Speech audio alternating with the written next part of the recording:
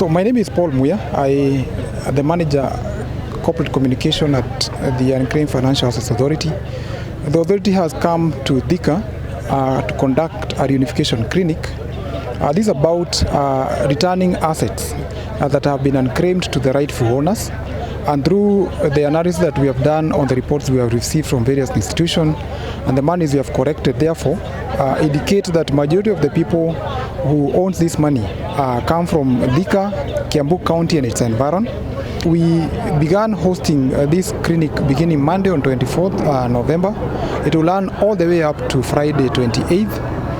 To allow as many people to access services that we are offering here. The Unclaimed Financial Assets Authority, UFAA, has launched a week-long public service drive at Thika Stadium as part of its nationwide outreach campaign to help citizens trace and reclaim unclaimed assets. And I want to tell Kenyans, this money does not belong to the dead. Majority of this money belongs to the living. Because as you can see, we started in 2016. Majority of people who can hold money in 2016 are still young. It belongs to the Gen Zs, the millennials, the old ones. This money belongs to people who are alive as well as dead. The provisions of the ownership of a property in the country is provided for in the Constitution and therefore is extended within the determination of unclaimed financial assets. This is to mean that an owner of an asset, whether unclaimed or otherwise, has a perpetual right to that property. And therefore, even in the determination of unclaimed assets, for which has been turned to the authority, they are available to the owner perpetually.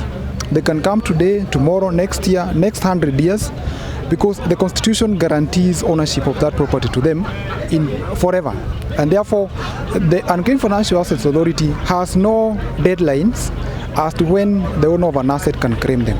So they can come at any point in time, and that's why we are going out of our way to sensitize members of the public in these environs and other parts of the country, across the counties, so that they can come and claim their assets, whether they are going through the motions of succession in court for the deceased relatives' asset, or any asset for that matter that is available at the authority. They can come and claim that asset at any point in time. The initiatives bring together UFAA officials, financial institutions and members of public, offering on-the-spot assistance for those seeking to verify or recover long-forgotten financial assets. Susan Washira, mimi ni manager wa hapa Huduma Center Kiambu, yenye iko hapa Thika, na tunafurahia venye watu wamejitokeza kwa wingi kuja kutafuta pesa zao, na tunawahakikishia even after baada ya Friday wakati UFAA watarudi maofisini, hizi services zitaletwa Huduma Center na tutaweza kuwashughulikia. Kwa hivyo kutoka Jumatatu mnakaribishwa Huduma Center na mtapata kushughulikiwa huko. During the week, residents of Thika and neighboring areas are encouraged to visit the stadium and access the services free of charge. The authority says millions of shillings in unclaimed assets remain uncovered due to low public awareness, making the campaign vital for individuals and families who may have dormant bank accounts, SACCO deposits, insurance benefits, or dividends left unclaimed. Our call to the members of the public in Thika Town, Kiambu County and its environment is to take up this opportunity that is in their neighborhood to access the unclaimed financial assets easily. This service is free of charge, and it's in a publicly accessible place at Thika Stadium, and they will find us offering this service between 8 in the morning all the way up to 5 in the evening, and we'll extend the services to ensure that anybody who has come to get a service any day will not cross our doors before we serve them. And remember, this is a free of charge service. The government intends to disperse these monies to the rightful owners, wherever they are, and it's our call to them is that they should also come and take up this service now that is available in their neighborhood. UFAA has emphasized the outreach is part of the broader plan to ensure Kenyans access their rightful financial assets and strengthen financial inclusion across the country. Citizens are advised to carry their identification documents and any relevant record to ease verification.